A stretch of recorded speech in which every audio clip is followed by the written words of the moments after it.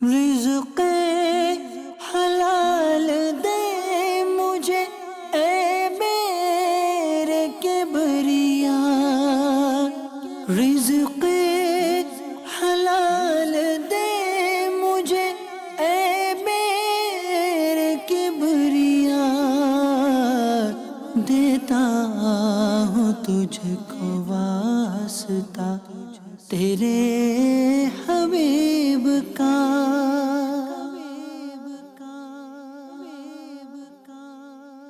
الحمد للہ رب العالمین والصلاة والسلام علی سید الانبیاء والمرسلین، اما بعد فاعوذ باللہ من الشیطان الرجیم، بسم اللہ الرحمن الرحیم۔ الصلاة والسلام علیک یا رسول اللہ، الصلاة والسلام علیک یا حبیب اللہ، الصلاة والسلام علیک یا نبی اللہ، وَعَلَىٰ آلِكَ وَأَصْحَابِكَ يَا نور اللہ۔ پیارے اور محترم اسلامی بھائیوں، مدنی چینل کے ناظرین، سلسلہ احکام تجارت میں ایک مرتبہ پھر مرحبا کہتے ہیں۔ اس سلسلے کے اندر ہمارے ساتھ استاد محترم مفتی علی اصغر عطاری دامت برکاتہم العالیہ تشریف فرما ہوتے ہیں اور ہمارے پوچھے جانے والے سوالات کے جوابات عطا فرماتے ہیں۔ اس سلسلے کے اندر جہاں روزمرہ کے معاملات سے متعلق جو خرید و فروخت سے تعلق رکھتے ہیں یا دیگر شرعی رہنمائی کی جاتی ہے، وہیں انٹرنیشنل سطح پر، نیشنل سطح پر جو معاملات ہوتے ہیں، بڑی بڑی کمپنیوں کے معاملات ہوتے ہیں، اس کے اوپر بھی الحمدللہ ان کو بھی زیر بحث لایا جاتا ہے اور ان موضوعات پر بھی گفتگو کی جاتی ہے۔ آج بھی انشاءاللہ تجارت سے متعلق مختلف سوالات شامل سلسلہ کیا جائیں گے۔ حصول برکت کے لیے درود پاک کی فضیلت سنتے ہیں۔ نبی کریم صلی اللہ تعالی علیہ وآلہ وسلم نے ارشاد فرمایا، جو کوئی شخص مجھ پر 10 مرتبہ درود پاک پڑھے، اللہ تعالیٰ اس پر 100 رحمتیں نازل فرماتا ہے۔ صلو علی الحبیب صلی اللہ تعالی علی محمد صلی اللہ تعالی علیہ وآلہ وسلم۔ روزمرہ کے معاملات میں نے عرض کیا جیسا کہ ڈبل روٹیاں، انڈے، دودھ، یہ تقریباً ہر گھر میں کم و بیش جاتے ہیں، لوگ لینے جاتے ہیں۔ اور آج کل تو جدید دور بھی آ گیا ہے، پہلے بیکری پر جاتے تھے، وہ انڈے شاپر میں ڈال کے دے دیتا تھا۔ آج کل سپر سٹور کا بھی دورہ ہے اور وہاں جاتے ہیں تو پیکنگ کے اندر ہمیں انڈے ملتے ہیں۔ تو اب اگر ایسی صورت میں ہم نے پیکنگ والے انڈے لیے، اس کے اوپر اس نے اسکین کیے، اس کے ریٹ اور بار کوڈ کے ذریعے میں دے دیے، گھر آئے اور پتہ چلا کہ یہ خراب ہیں اور ہم نے آتے ہی اس کو چیک کر لیا فریج میں رکھنے سے پہلے، تو کیا ایسی صورت کے اندر ہم دوبارہ دکاندار سے رجوع کر سکتے ہیں، یا وہ یہ کہہ سکتے ہیں بھئی یہ تو چیز ہی ایسی ہے، یہ تو خراب ہو جاتی ہے، اس میں کیا کر سکتا ہوں، مجھے کیا پتا میرا والا انڈا لے کر آئیں یا کوئی اور تبدیل کر کے لے کر آئیں، تو کیا اس میں کیا اختیارات حاصل ہیں؟ الحمدللہ رب العالمین، الصلاۃ والسلام علی سید الانبیاء والمرسلین، اما بعد فاعوذ باللہ من الشیطان الرجیم، بسم اللہ الرحمن الرحیم۔ انڈے بلا شبہ ایک ایسی چیز ہیں جن کے اندر عیب نکل سکتا ہے، ٹھیک ہے، اور گلی محلوں کے اندر جو دکانیں ہوتی ہیں اس میں لوگ واپس بھی کرتے ہیں اور وہ دکاندار واپس لے لیتے ہیں۔ ٹھیک ہے، آپ کا انڈا گندا نکل آتا ہے۔ اب انڈا گندا نکلنے کے اندر چونکہ غفلت کا عنصر بھی شامل ہوتا ہے، ٹھیک ہے، مثال کے طور پر لیٹ کر دیا یا ایسے ٹمپریچر میں انڈے رکھے۔ اب ٹمپریچر تو بڑے سپر اسٹوروں میں کنٹرول کیا جاتا ہوگا، جی جی، عام دکاندار کم از کم سائے میں رکھ دے تو ان کی مہربانی ہوگی۔ صحیح، پتا چلا کہ دھوپ میں اس نے رکھے ہوئے تھے، ایسا بھی وہ ہوتا ہے، خراب ہو گئے، ان کے اوپر تو کوئی نمبرنگ نہیں ہوتی، کوئی ایکسپائری ڈیٹ نہیں ہوتی گلی محلے میں جو دکانیں ہیں، جی تو بہرحال ان کی غفلت کا عنصر تو شامل ہی ہوتا ہے۔ ٹھیک ہے، تو یہی وجہ ہے کہ لوگ ان کے پاس لے کر آتے ہیں اور وہ واپس بھی کر لیتے ہیں اور ٹھیک، اس کے بدلے دوسرے انڈے دیتے ہیں۔ تو بہرحال کسٹمر کو یہ حاصل ہے، اس کو جب پتہ چل جائے کہ یہ انڈا خراب ہے تو وہ دکاندار کو واپس کر سکتا ہے۔ اس میں حضور کوئی معیار، مدت کیا معیار کا؟ جیسے اب دودھ ہے، اب کئی دکاندار آپ نے دیکھا ہوگا کہ دودھ لے کے جائیں تو جو تازہ دودھ ان کے پاس آیا ہوتا ہے نا، اس میں وہ فوراً کہتے ہیں بھی اس کو جاتے ہی ابال لیں، بعد میں کوئی گارنٹی نہیں ہوگی، یعنی اگر آپ نہیں ابالیں گے تو یہ جاتے ہی جو ہے نا تھوڑی دیر اگر باہر پڑا رہے تو خراب ہو جائے گا۔ تو اب یہ اس میں کیا معیار ہے، کتنی دیر تک یہ چیزیں جو ہے وہ کسٹمر کی طرف ہوں گی، کتنی طرف دکاندار نقصان برداشت کرے گا؟ دودھ کا معاملہ تو بعض اوقات عجیب ہی ہوتا ہے کہ دودھ سپلائی کرنے والا یہ کہتا ہے کہ میرے پاس دن میں 200 آدمی دودھ لے کر گئے ہیں، ٹھیک ہے، کسی کا بھی خراب نہیں ہوا، صحیح، آپ کا خراب کیوں ہوا ہے؟ تو بعض اوقات واقعتاً ایسا ہوتا ہے کہ جو گاہک ہے اس کی اپنی غلطی ہوتی ہے. ٹھیک ہے. بعض اوقات برتن صحیح طریقے سے دھلا نہیں ہوتا. ٹھیک ہے. جس میں دودھ ڈالا ہے مثال کے طور پر اس میں کوئی ایسا کھانا پکا تھا اس کو بہت اچھی اسپیشل طریقے سے دھونا تھا, وہ نہیں دھلا تھا, دودھ ڈالا پھٹ گیا. ٹھیک ہے. تو بعض اوقات ایسا ہوتا ہے واقعتاً کہ اس سے دودھ لے لیا, کچھ دیر باہر رکھا رہا. تو یوں اب اصل معاملہ تو یہ ہے کہ کلیم کرنے کا تو حق حاصل ہے, صحیح, لیکن وہ کلیم ایکسیپٹ کب ہوگا اور کب نہیں, یہ بلا شبہ ایک ڈیبیٹیبل چیز ہے ٹھیک ہے. کہ اس کلیم کو تسلیم کب کیا جائے گا. ٹھیک ہے. تو یوں بعض اوقات گاہک کی بھی غفلت سامنے آ جاتی ہے. ٹھیک ہے. تو گاہک یعنی غور کیا جائے گا جی, اور ہر ایک دیکھے کہ جو واقعتاً اگر حق بنتا ہے تو کلیم کرے بھی, اور اس کو بھی پتہ ہے کہ میرے گھر کی وجہ سے ایسا ہوا تو کلیم کرنے سے پرہیز کرنا چاہیے. کیونکہ کمیٹیاں ڈالی جاتی ہیں اور لوگ اپنی ضرورت کے تحت جو ہے بعض لوگ پیسے جمع کرنا چاہتے ہیں اور جمع نہیں ہو پاتے, کمیٹی ڈالتے ہیں. لیکن بعض اوقات یہ ہوتا ہے کہ پیسوں کی ضرورت پڑ جاتی ہے اور وہ چاہتے ہیں کہ جو کمیٹی میں جمع کروا چکا ہوں یہ کوئی اور مجھ سے لے لے. اس میں یہ ہوتا ہے ابھی 50,000 کی کمیٹی ہے, میں 30,000 جمع کروا چکا ہوں, آپ 25,000 مجھے دے دیں اور یہ کمیٹی آپ کی ہوئی, بقیہ قسطیں آپ جمع کرواتے رہیں, 50,000 ہو جائیں گے تو آپ کو 50 ہی مل جائیں گے, گویا کہ 5,000 کا فائدہ ہو جائے گا سامنے والے کو. تو اس طرح کمیٹی بیچنا یا پرائز بانڈ وغیرہ کے معاملات ہوتے ہیں, ان کو مہنگا کر کے بیچا جاتا ہے آخری دنوں میں. تو اس طرح کرنا ہے کہ فالتو پیسے کے ساتھ, کمی بیشی کے ساتھ. دیکھیں پرائز بانڈ تو پیسے نہیں ہیں. ٹھیک ہے. پہلے کمیٹی کا سوال میں ٹھیک ہے. کہ کمیٹی میں ایک تو جو صورت آپ نے بیان کی ہے وہ ہوتا ہے کہ کمیٹی بھری ہوئی ہے, اب نکلنا چاہتا ہے کوئی, جی جی, تو اکثر و بیشتر تو یہی ہوتا ہے کہ دوسرا اتنے ہی پیسے دے دیتا ہے جس نے اس نے بھرے ہوتے ہیں. ٹھیک ہے. تو یہ تو ایک حوالے کی صورت ہے فقہی طور پر کہ اس نے اس کو پیسے دے دیے اور اس نے سامنے والوں پر حوالہ کر دیا. ٹھیک ہے. کہ جو پیسے ہیں مثال کے طور پیسے کسی نے نہیں دیے. بعض اوقات یہ بھی ہوتا ہے کہ وہ اس کی کمیٹی نکلتی ہے تو پھر وہ ادا کر دیتا ہے, بعض اوقات یہ اس کو پیسے دے دیتا ہے ٹھیک ہے. کہ یہ تم پیسے لے لو, میں ان سے جو آپ نے بھرے ہوئے ہیں ان پر حوالہ ہو گیا, یہ مجھے دے دیں گے. ٹھیک ہے. اگر پیسے پورے ہیں جتنے بھرے ہیں اتنے واپس لیے تو کوئی حرج نہیں ہے. صحیح. اگر کمی بیشی ہو رہی ہے, اس نے بھرے ہوئے 30,000 روپے اور یہ لے رہا ہے 25,000 روپے, 5 کم لے رہا ہے, تو یہ جائز نہیں ہے. ٹھیک ہے. تو یہ دین کی بے ہے, اور دین کی بے اس صورت میں جائز نہیں ہے جو یہاں بیان کی جا رہی ہے. دوسری جو صورت ہوتی ہے اسی کے اندر وہ بولی والی کمیٹی ہوتی ہے. صحیح. کمیٹی ایک کی نکل آئی اور اب یہ ہوتا ہے کہ جناب اس کمیٹی کو سستا کون خریدے گا. صحیح. 50,000 کی کمیٹی ہے تو کوئی اس کو کہتا ہے کہ جی مجھے دے دو میں 45 میں لے لیتا ہوں, مجھے دے دو میں 42 میں لے لیتا ہوں. تو 50 والی کمیٹی 45, 42, 40 میں دے دی جاتی ہے, جو بقیہ پیسے ہیں یہ آپس میں بانٹ لیے جاتے ہیں. ٹھیک ہے. تو یہ طریقہ بھی سودی طریقہ ہے, صحیح. کسی طور پر یہ جائز نہیں ہے. ٹھیک ہے. اور جو بھی اس کے وجہ سے جو پیسے حاصل ہوئے وہ مال حرام ہیں. ٹھیک ہے. جہاں تک آپ نے سوال کیا ہے پرائز بانڈ کا, تو پرائز بانڈ کا معاملہ قدرے مختلف ہے. صحیح. پرائز بانڈ کی حیثیت کوئی چیک کی نہیں ہے. ٹھیک ہے. چیک ایک ہوتا ہے اور چیک کوئی مال نہیں ہے بلکہ مال کی رسید ہے, لیکن پرائز بانڈ جو ہے وہ بذات خود ایک مال ہے. صحیح. مختلف سودوں میں بطور مال کے ٹھیک ہے ان پیش کیے جاتے ہیں, قیمتیں اتاری جاتی ہیں ان کے ذریعے. جب چاہیں آپ اس کو جو ہے نا بیچ سکتے ہیں, دوسرے الفاظ میں یوں کہیں جب چاہیں آپ کیش کروا سکتے ہیں. کوئی یہ نہیں ہے کہ جناب پتہ نہیں اس کے اکاؤنٹ میں پیسے ہوں گے نہیں ہوں گے, اکاؤنٹ سے بھی کوئی تعلق نہیں ہے, خود ایک مال ہے. ٹھیک ہے. جس طرح اسٹامپ پیپر ہیں, جس طرح ڈاک کے ٹکٹ ہیں تو یہ کاغذ کے ٹکڑے. صحیح. لیکن ہمارے عرف میں یہ خود ایک مالی حیثیت حاصل کر چکے ہیں. یہ قرض کی رسید نہیں ہے. ٹھیک ہے. تو اب اگر کوئی اور خارجی عامل نہیں ہے, مثال کے طور پر اس کا آن پر بیچنا اگر غیر قانونی ہوتا ہے یا کوئی اور ایسا سبب نہیں پایا جاتا, اب یہ قانون بھی ہے یا نہیں سنتے ضرور ہیں لیکن کبھی کسی نے پروف دکھایا نہیں ہے. ٹھیک ہے. کبھی فلاں آرٹیکل کے اندر یا فلاں جو شک کے اندر یہ لکھا ہوا ہے, ایسا کوئی ثبوت آیا نہیں ہے. اگر قانون منع نہ کرتا ہو تو شرعی اعتبار سے بھی کوئی حرج نہیں ہے. مہنگے یا سستے بیچے جا سکتے ہیں پرائز بانڈ. ٹھیک ہے, اس کی اجازت ہے. اور آپ نے بولی کا ذکر فرمایا کہ بولیاں لگتی ہیں, مختلف چیزیں بیچی جاتی ہیں, اور جب ریٹ بڑھ جاتا ہے تو اس بولی کو ڈن کرنے کے لیے 1, 2, 3 3 دفعہ اس کو پکارا جاتا ہے اور اس کا مطلب یہ ہوتا ہے کہ اب یہ ڈن ہو گئی ہے.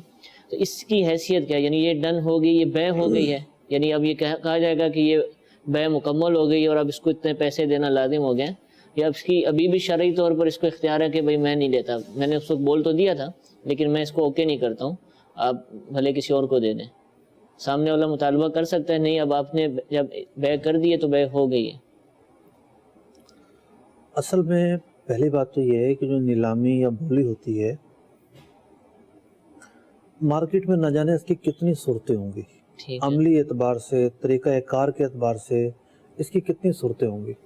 میں امارات گیا تو وہاں ایک ڈیوٹی فری زون ہے, ٹھیک ہے, تو کار مارکیٹ ہے, گاڑیوں کی مارکیٹ ہے, تو کہا جاتا ہے کہ یہ ایشیا کی سب سے بڑی مارکیٹ ہے کاروں کی. ٹھیک ہے. تو وہاں کچھ سوالات بھی تھے لوگوں کے, وہ بھی انہوں نے پوچھے, اور میں نے خود اس خواہش کا اظہار کیا کہ میں یہ آن لائن بولی دیکھنا چاہتا ہوں. اچھا, کہ یہ بولی آپ لوگ کس طرح کرتے ہیں. ان کا طریقہ کار دیکھا, ان کے پاس ایک لیپ ٹاپ ہوتا ہے اور اس لیپ ٹاپ میں جس ویب سائٹ پر بولی چل رہی ہوتی ہے وہ ویب سائٹ اس وقت تک نہیں کھل سکتی جب تک یہ ایک خاص USB نہ لگائیں. اچھا, یہ مزید اس کا سیکیورٹی کوڈ ہوتا ہے. ٹھیک ہے. ویب سائٹ بھی کوڈ سے کھلتی ہے, مزید ایک خاص USB لگانی پڑتی ہے, وہ کھلتی ہے. تو ان کے پاس پوری جو ہے نا بولیاں آ جاتی ہیں. ٹھیک ہے. ریٹ آ جاتے ہیں, جی یہ لاٹ پڑا ہوا ہے, اس کی یہ صورت ہے اور اس کی یہ بولی لگتی ہے. اب وہ جب لکھتے ہیں تو ان کا لکھنا جو ہے وہ آفر ہوتا ہے. آفر ایجاب کہہ سکتے ہیں, ایجاب ہے ان کا لکھنا, بھئی اتنے کی میری طرف سے, اتنے کی میں خریدنا چاہتا ہوں, یہ ان کا آفر ہوتا ہے. ایک تو یہ صورت ہوگی بولیوں کی. ٹھیک ہے. پھر ایک بولیاں ہمارے یہاں لگتی ہیں سبزی منڈیوں کے اندر. جی روزانہ کی بنیادوں پر. اب سبزی منڈی کے اندر جو بولیاں لگ رہی ہیں اس میں تو جو کاشتکار ہے, جو ایک کسان ہے, وہ فرنٹ پر نہیں ہوتا. ٹھیک ہے. وہ جو آڑتی ہے اس کے پاس مال رکھ کے چلا جاتا ہے. صحیح. ممکن ہے بیٹھا بھی ہوتا ہو. ٹھیک ہے. اب آڑتی جو ہے وہ دکاندار کی طرف سے مال کی پیشکش کر رہا ہوتا ہے. اگر آپ فقہی اعتبار سے غور کریں یہ وکیل کہلائے گا اس کا. تو یہی وجہ سمجھ میں آتی ہے کہ آڑتی جب بولی لگا رہا ہے تو وہ ایک وکیل کی حیثیت سے مال بیچ رہا ہے. اچھا, انڈرسٹوڈ بات ہے, وہ بیچ رہا ہے, مالک موجود نہیں ہے تو یہ وکیل ہے.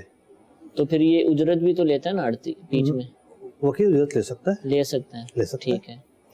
اور جو لوگ ہیں وہ آفر کر رہے ہیں, ایک طرح سے اگر یہ بولی لگا رہا ہے یہ آفر کر رہا ہے. ٹھیک ہے. اور دوسرے ایکسیپٹنس کر رہے ہیں جناب. شروع میں تو بولی وہ آڑتی لگاتے ہیں, وہ 1 روپے سے شروع کرتے ہیں, پھر وہ چلتے چلتے 5000 بھی پہنچ جاتا ہے. اب مختلف طریقہ مختلف ریٹ ہے. بعض اوقات ایک اسٹینڈرڈ ہوتا ہے, بولی اتنے سے کم کی شروع نہیں ہوگی, ٹھیک ہے, اتنے سے زیادہ کی شروع ہوگی. اصل میں ایک علاقے میں رہا ہوں, منڈی بہت قریب تھی ہمارے, تو وہ 1 روپے سے شروع, 55 میں نے دیکھا. بس وہ 55 روپیہ آج کل سستا ہو گیا. اب ایک ہی جگہ 100 ہو چکا ہوں, روپیہ سستا ہو گیا. جی جی. میں نے خود بھی جو ہے وہ منڈی میں جا کے کچھ مال خریدا ہے. اچھا. کچھ کام کیے ہیں ایسے, اور میں سب سے کم عمر ہوتا تھا مال خریدنے والا. ٹھیک ٹھیک. تو یعنی عملی طور پر میں نے خریدا ہوا ہے. تو یوں مختلف صورتیں ہیں, تو یہ بہرحال بے تو ہو جاتی ہے, سارا ایجاب و قبول تو ہو جاتا ہے. تو اب یہ اگر یہ اس نے آڑتی وکیل, آپ نے فرمایا کہ وکیل ہے, اور اس نے ایجاب کیا یا اس نے ایجاب کیا, ایجاب و قبول ہو گیا, لیکن جو اصل مال رکھوانے والا کہتے بھی میں اس پہ ڈن نہیں کرتا, یعنی اگرچہ آپ نے قبول کر دیا یا بیچ دیا, ایسا بہت کم ہوتا ہے. تو اب کیا اس کا ایسا بہت کم ہوتا ہے. اچھا. اگر ایسا ہونا شروع ہو جائے تو پھر تو وہ کرے گا کیا. ٹھیک ہے. اگر تو دیکھیں ہوتا یہ ہے کہ غبن فاحش کی ایک اصطلاح کتابوں میں لکھی ہوئی ہے. ٹھیک ہے. غبن فاحش کا معنی ہے کہ اب غبن فاحش کا جو استعمال ہے نا, اس کا استعمال ہے ہی وکیل کے ساتھ, اور کہیں اس کا استعمال نہیں ہے. ٹھیک ٹھیک. کہ کوئی وکیل موکل کی چیز کو بیچ رہا ہے تو وہ غبن فاحش سے نہیں بیچ سکتا. ٹھیک ہے. اگر وہ غبن فاحش سے بیچے گا تو پھر یہ ہے کہ اس کے جو اختیارات ہیں وہ نافذ نہیں ہوتے, موکل کو بہت سارے اختیارات حاصل ہوتے ہیں. ٹھیک ہے. تو اب ایک تو یہ ہے کہ منڈیوں میں جو مال بک رہا ہے تو اس کا تو غبن فاحش کا بھی عرف الگ ہی ہوگا. صحیح. کبھی تو منڈی جو ہے نا وہ زمین پہ ہوتی ہے, کبھی آسمان پہ ہوتی ہے. خود کاشتکار کو نہیں پتہ ہوتا، کچھ خود اس منڈی کو نہیں پتہ ہوتا، تو یوں جو آڑتی نے بیچا ہے اس میں غبن فاحش کا تعین کرنے جائیں گے تو ایک بڑا ہی مشکل اور پیچیدہ مسئلہ پیدا ہو جائے ٹھیک گا ہے، فقہی اعتبار سے. صحیح. تو لیکن بہرحال جو عام طور پہ جو خرید و فروخت کیونکہ وہ بائی چانس ہی ہوتا ہے کہ آج پتہ نہیں کیا ریٹ لگ جائیں گے، جی تو اگر لوگوں نے کم ہی لگائے تو اب وہ کیا کہے گا کہ تم نے بہت سستی بیچ دی، اس کا تعین واقعتاً مشکل ہو جائے گا.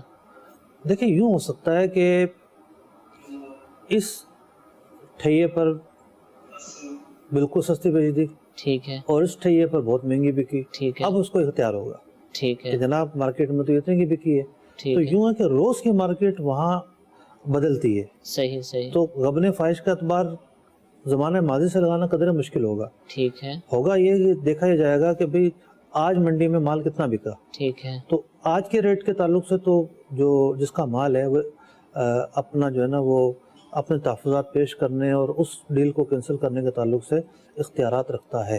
لیکن یہ جو بولی لگانے آیا، خریدنے آیا، یہ بولے بھی تم نے، اب کیونکہ عرف عام میں تو یہی سمجھا جاتا ہے نا کہ آڑتی بیچ رہا ہے، اصل چیز اسی کی ہے، بھلے وہ کہیں سے آئی بھی ہو.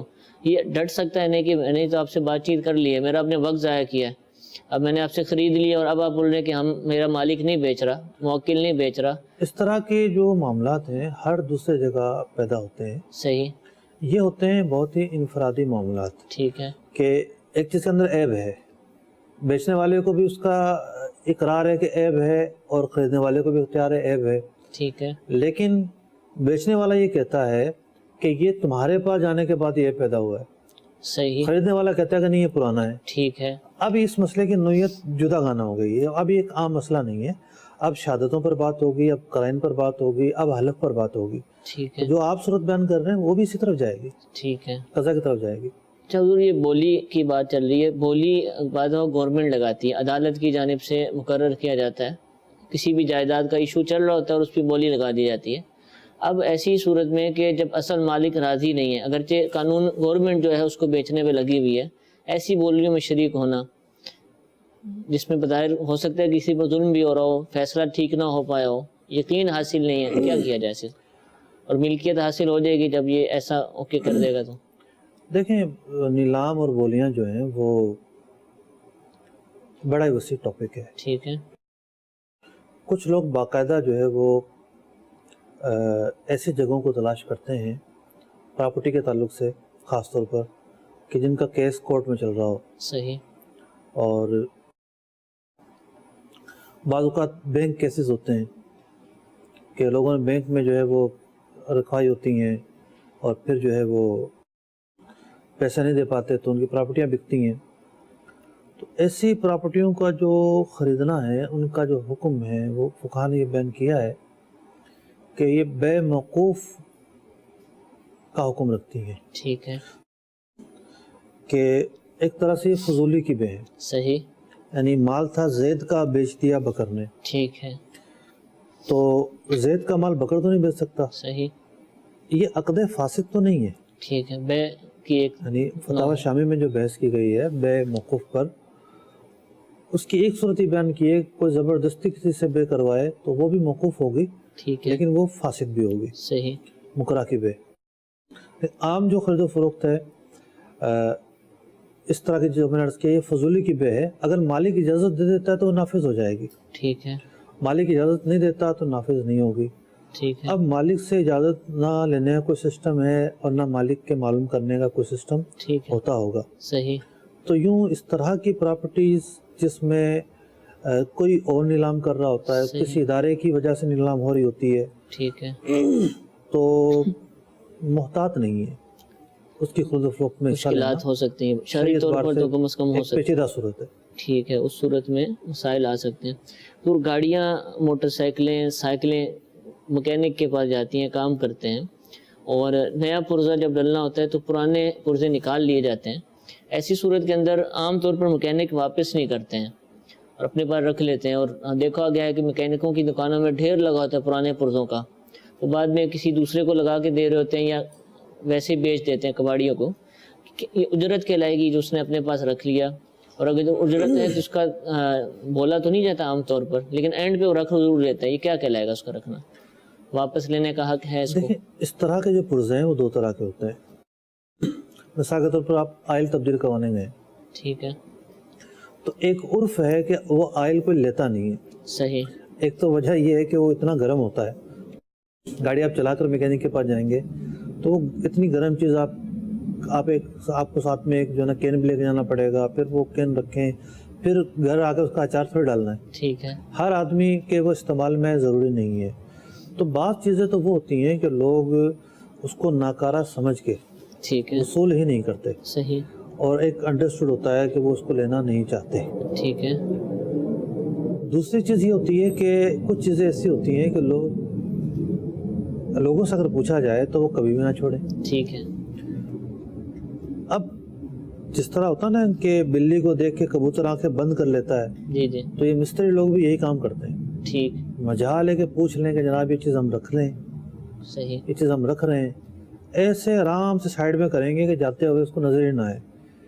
تو اس طرح کی جو قیمتی چیزیں ہوتی ہیں, اب مالک کا دیکھا نا مزدوری اس کا ایک الگ اس کا خرچہ نکلا, جی جی اس نے پرزہ تبدیل کروایا الگ خرچہ نکلا, اور وہ جو اسکریپ نکل رہا ہے وہ اس کو بیچ کے 150 روپے تو اس کو ملیں گے. ٹھیک ہے. تو بلا شبہ یہ اس کا مال ہے. ٹھیک ہے. میکینک کا اس پر کوئی حق نہیں ہوتا, ٹھیک ہے. اور میکینک پر لازم ہے کہ چیزیں واپس لوٹائے, ٹھیک ہے. اور ان کو استعمال کرنے کی ہرگز اجازت نہیں ہے. اگر وہ چھوڑ کے چلا جاتا ہے اب تو گویا کی اجازت پائی گئی, جیسے عام طور پہ لوگ چھوڑ جاتے ہیں. نہیں, یہ تو بعض اوقات جو ہے نا بندہ مانگتے ہوئے شرماتا ہے جی جی کہ میں کیسے مانگوں, اس کے دل کی کیفیات رضامندی والے نہیں ہوتی. صحیح. چلو اور کچھ نہیں ہے, وہ لوہا اسکریپ کے طور پہ تول کر تو بیکے گا, بعد میں کئی کلو کے حساب سے چیزیں ہوتی ہیں. بالکل ایسا بھاری بھاری پرزے ہوتے ہیں بعض اوقات. مجھے خود اس کا تجربہ ہے کہ ایک پرزہ نکلا تو میں نے سنبھال لیا, اس میں ایک سپرنگ تھا اور پھر دوبارہ وہ نئے والے میں بھی خرابی آ گئی, تو وہ سپرنگ کہیں نہیں مل رہا تھا. بہت ڈھونڈا, پھر یاد آیا کہ پرانا پرزہ نکالا ہوا تھا, تو اس میں سے وہ سپرنگ نکل کر وہ کام آ گئے. تو بعد اب اس طرح بھی فائدہ ہو سکتا ہے مالک کو کہ وہ اس کو استعمال کر سکتا ہے. کالز ہمارے پاس موجود ہیں, ان کو شامل سلسلہ کرتے ہیں. جی کال سنائیے. آنند بات کر رہا ہوں جی, فیصلہ آباد سے. ایک سوال پوچھ رہا تھی مفتی صاحب سے.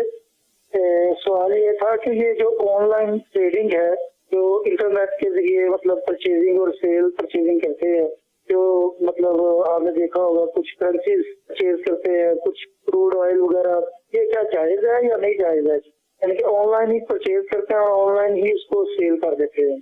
جی ایک اور کال سنائیے. مفتی صاحب سے سوال ہے کہ مسجد کے چندے سے امام مسجد کے لیے گھر بنایا جا سکتا ہے یا نہیں, شرعی رہنمائی فرما دیجیے, جزاک اللہ خیرہ. آمین. جی ایک اور کال سنائیے. سلسلہ احکام تجارت, میرا ایک سوال ہے. مفتی صاحب یہ فرمائیے کہ ہم دودھ کی خریداری کرتے ہیں دکان پہ جا کے, تو وہاں پر کچھ دودھ ناپ تول میں نیچے گر جاتا ہے, تو ایسی صورت میں ہمارا دودھ جو ہمارے حصے کا ہوتا ہے وہ ان کے ٹب میں واپس گر جاتا ہے. ایسے میں ہمیں کیا حکمت عمل اختیار کرنی چاہیے, اس کے لیے کیا شرعی حکم ہے؟ کیا ہمیں اسے معاف کر دیں یا ان سے کہیں کہ یہ دودھ ہمارا واپس ڈالیں؟ اس کے لیے رہنمائی فرما دیجیے. انشاءاللہ ضرور عرض کریں گے. فیصلہ آباد سے آن لائن ٹریڈنگ کے بارے میں سوال ہے, پرچیزنگ سیلنگ, اس کا حکم پوچھیں. دیکھیں, ایک تو اس کا رواج بڑھ رہا ہے. ٹھیک ہے. اور رواج بڑھنے پر ہو یہ رہا ہے کہ کسی نے اپنے پروڈکٹ کا اشتہار دیا. اب صرف یہ نہیں کہ ویب سائٹوں پہ لوگ اشتہار دیتے ہیں, بعض لوگ اپنے فیس بک اکاؤنٹس پر بھی اشتہار دیتے ہیں. ٹھیک ہے. اور کسی نے دیکھا کہ ہاں کوئی چیز ہے, اس نے آرڈر کیا, کیش آن ڈیلیوری ہوتا ہے, چیز آئے گی, آپ چیز دیکھیں گے, وصول کریں گے, پیسے دے دیں گے. صحیح. تو اس حد تک تو جو اس کی خرید و فروخت ہے, اس میں کوئی ایسا حرج سمجھ میں نہیں آتا کہ جس کی وجہ سے ہم کہیں کہ یہ نظام ہی غلط ہے. ٹھیک ہے. جزوی طور پر کمی بیشی ہو سکتی ہے, صحیح. تو ان کمی بیشیوں کا خیال رکھا جائے. ٹھیک ہے. مثال کے طور پر اگر آپ الیکٹرانک چیز منگوا رہے ہیں تو سوال یہ پیدا ہوگا کہ کم از کم گاہک ایک دفعہ چلا کے تو دیکھتا ہے کہ یہ صحیح بھی ہے کہ نہیں ہے. ٹھیک ہے. تو جب وہ ڈیلیوری آئے گی آپ کو یہ حق ملے گا یا نہیں کہ آپ ایک دفعہ چلا کے دیکھ سکیں. صحیح. اگر نہیں ملتا تو بہرحال اس میں دھوکہ پایا جا رہا ہے. ٹھیک ہے. چیز ایسی ہے جس کو چلا کے دیکھنا ہی نہیں. مثال کے طور پر ایک کتاب کا کسی نے اشتہار دیا اور آپ کو پتہ ہے کہ صفحات اتنی موٹی ہے, اتنا اس کا حجم ہے, اور ایسی اس کی چھپائی ہوگی, تو آپ نے منگوا کے لے لی، یہ خرید و فروخت جائز ہے۔ ٹھیک ہے، کوئی آپ ایسی چیز منگواتے ہیں جس کا استعمال اصلاً آپ کو پتہ ہی نہیں ہے کس طرح کی ہوگی، اور پھر آپ جب لے لیتے ہیں اور پچھتاتے ہیں کہ مجھے تو پتہ ہی نہیں تھا اس کی یہ بھی فنکشن ہے، یعنی جو آپ کے مطلوبہ، آپ کے ذہن میں جو مطلوب تھا وہ اس میں پایا ہی نہیں گیا، ٹھیک ہے، تو پھر یہی کہا جائے گا کہ اس طرح کی خریداری آن لائن نہ کی جائے، اس میں صحیح۔ دھوکے کا پہلو ہے۔ آج ہم بطور شریعت کی تعلیمات کے بتا رہے ہیں، ٹھیک کل ہے، کو یہی باتیں آپ صحافیوں سے اور کالم نویسوں سے اور مختلف میڈیاز پر بھی سنتے ہیں کہ جناب لوگ دھوکے میں پڑ رہے ہیں، لوگ جی نقصان جی، میں پڑ رہے ہیں۔ تو بات یہ ہوتی ہے کہ جو فطرتی باتیں ہوتی ہیں نا وہ سب کے ذہنوں میں آتی ہیں، ٹھیک ہے، ہم کوئی الگ سے کوئی صحیح، سختیاں بیان نہیں کر رہے، صحیح، ہم وہ باتیں بیان کر رہے ہیں جن پر تحفظات کیے جا سکتے ہیں، ٹھیک ہے، جو ایک انڈرسٹوڈ باتیں ہیں کہ جناب یہاں کمی بیشی پائی جا سکتی ہے۔ ٹھیک ہے، تو یوں نظام کوئی غلط نہیں ہے، ٹھیک ہے، نظام شریعت کی تعلیمات سے متصادم نہیں ہے، بس اس نظام کے اندر اصل چیز یہ ہے کہ آپ کس طرح کی چیز خرید رہے ہیں اور اس کا آن لائن خریدنا مناسب رہے گا یا نہیں رہے گا، ٹھیک یہ ہے، ایک اہم عنصر ہے۔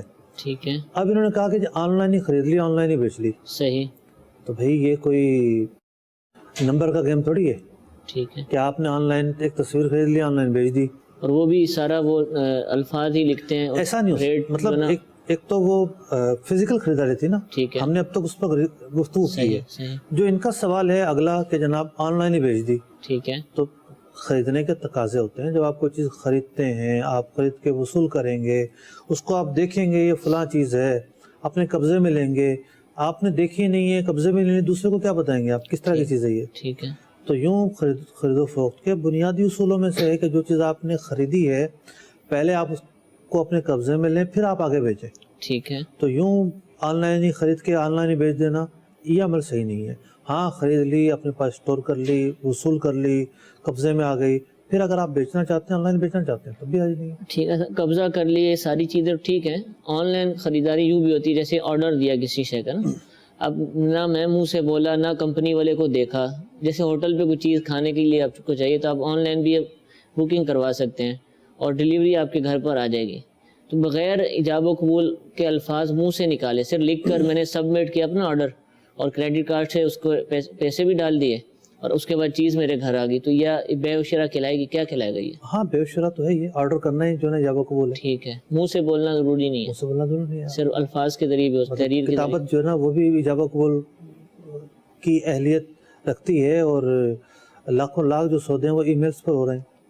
ٹھیک پہلے ہے، ٹیلی گرام، دوسری طرف اس نے کچھ بھی نہیں کیا، اس نے صرف چیز مجھے دی نا، میں نے تو کچھ نہ کچھ لکھا ہے، تو اصل تو بے تعاطی ہو رہی ہے۔ ٹھیک ہے، اور جو آپ کہہ رہے ہیں کہ کریڈٹ کارڈ والا معاملہ یا ڈیبٹ کارڈ والا معاملہ، جی جی، بعض اوقات ایسا بھی نہیں ہوتا، بعض اوقات کیش آن ڈیلیوری ہوتا ہے، جی جی، وہ گھر پر آ کر پیسے لے جاتے ہیں، جب چیز مال لے کر آتا ہے اس وقت وہ پیسے لے کر جاتا ہے۔ اس وقت مجھے اختیار ہے کہ میں اس کو بولوں بھائی میں دیکھوں گا، مجھے سمجھ آئی تو لوں گا، اب وہ دیکھیں اب برگر بنا کر لے کر آ گیا۔ معاملہ یہ ہے کہ ہونا ہی چاہیے کہ آپ نے کسی ریسٹورنٹ کی چیز کھائی ہے، ٹھیک ہے، آپ کو پتا چلا کہ یہ اس ذائقے کی ہے، اس نوعیت کی ہے ٹھیک اور ہے، اتنی مقدار میں ہے، ٹھیک ہے، آپ اس کا آرڈر دیں، ٹھیک ہے، جس کا پتہ ہی نہیں اس کا، تو اس میں ایک ابہام پایا جاتا ہے، ٹھیک پھر ہے، آپ کہیں گے دھوکہ ہو گیا، وہ کہے گا صحیح ہے، ہم تو ایسے ہی دیتے ہیں، تو اس میں جو ہے وہ تحفظات کی گنجائش موجود ہے۔ ٹھیک ہے، جس چیز کے متعلق آپ کو پتہ ہے کہ جناب یہ اس کی نوعیت یہ ہوگی، وہ صحیح، ٹھیک ہے۔ بعض اوقات جو نا آپ سمجھتے ہیں کہ پورا بکرا آ جائے گا، پتہ چلا کہ جناب ایک جو نا بازو لے کر آ رہا ہے، وہ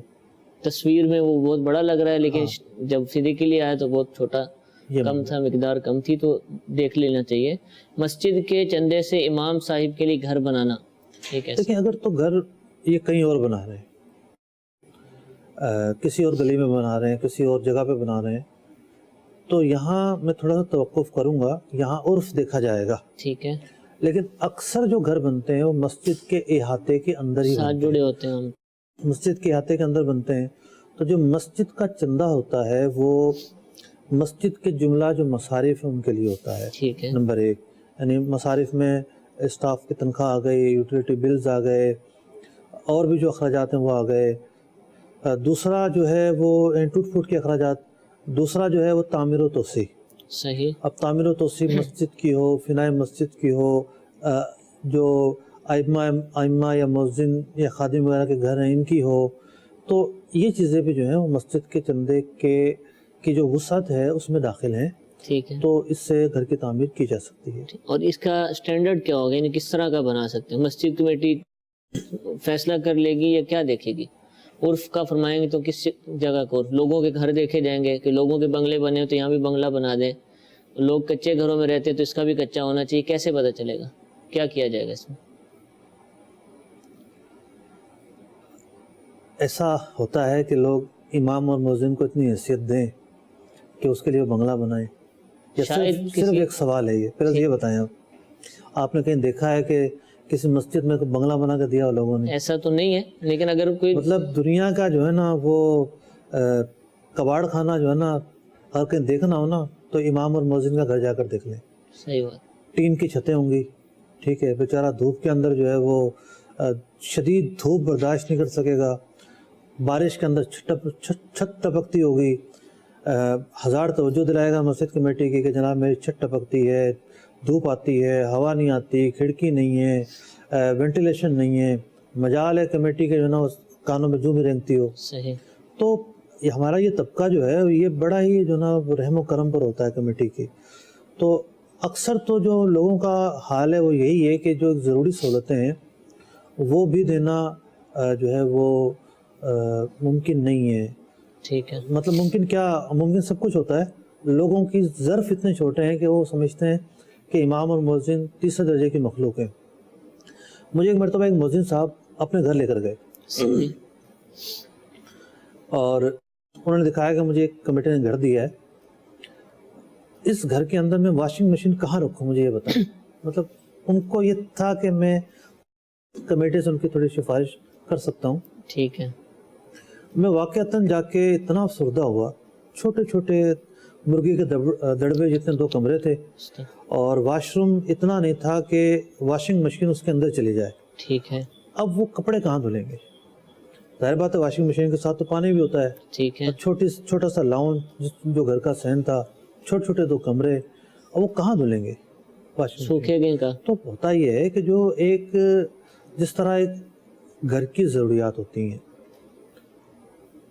کوئی یہ بھی نہیں ہے کہ جناب آپ اس کو جناب سنگ مرمر سے جو ہے وہ مزین کریں, اس کو جو ہے نا وہ مختلف قسم کے آرٹ کے کاموں سے مزین کریں. جو بیسک ضروریات جس کو کہتے ہیں کہ چھت ٹپکتی نہ ہو, وینٹیلیشن ہو, کھڑکی ہو, ہوا کا گزر ہو, کچن ہو, واش روم گھر میں پلستر ہو, کچن کی جگہ ہو, یہ ایک بنیادی ضرورت ہوتی ہے. اس پر مشتمل جو ہے سہولیات فراہم کر دی جائیں, یہی کافی ہے. ٹھیک ہے. جزاک اللہ. دودھ خریدتے ہیں اور دودھ نیچے گرتا رہتا ہے اور وہ تھیلی بند کر کے دے دیتا ہے, کیا حکمت عملی اپنائیں کہ ہمارا حق حاصل ہو جائے؟ اب انہوں نے بھی ایک سوال برائے سوال ہی کیا ہے. ٹھیک ہے. اگر کوئی تنازع ہوتا تو یہ آپس میں طے ہو سکتا تھا. ٹھیک ہے. تو اگر اتنا زیادہ دودھ گرتا ہے تو سوال یہ پیدا ہوتا ہے کہ بھائی اس کے نیچے برتن رکھ لیں. ٹھیک ہے. مثال کے طور پہ کوئی کین ہے, اس کین میں جب دودھ ڈالتے ہیں تو نیچے گرتا ہے وہ, تو اس کے نیچے ایک برتن رکھ لیں. ٹھیک ہے. صاف ستھرا, تاکہ دودھ گرے تو اس برتن میں گرے. تو یوں ویسے تو اینڈ پہ تھوڑا ڈال دیتے ہیں وہ دودھ والے, یہ تو بہت بڑے پیمانے پہ کام کرتے ہیں, جو یہ بتا رہے ہیں. صحیح صحیح. جبھی ان کا سوال قائم ہوا ہے. ٹھیک ہے. مثال کے طور پر دودھ والوں کے بھی ہوتا ہے, ٹھیکیدار ہوتے ہیں, ٹھیک ٹھیک. کسی اور سے خرید کر لے کر آ رہے ہیں. صحیح. تو اب وہ دودھ ڈال رہا ہے پورا, اس نے جناب جو کنٹینر ہے ان کا یا جو بھی کچھ ہے کین ہے ان کا, وہ اس کے اوپر رکھا ہوا ہے, بہت سارا دودھ گر جاتا ہے نیچے. ٹھیک ہے. اب اس کے بجائے یہ کسی تھالی میں رکھ لیں اس صحیح. کین کو, تو اس تھالی میں جب دودھ ڈالیں گے تو اس میں گر جائے گا, آخر میں جا کر اس کو دوبارہ ڈال لیں. ٹھیک ہے. ہاتھ تو نکل سکتا ہے. یہ خود ہی آپس میں طے کر لیں, کوئی ایسا اس میں ایشو نہیں ہے. جی ایک اور کال سنائیے.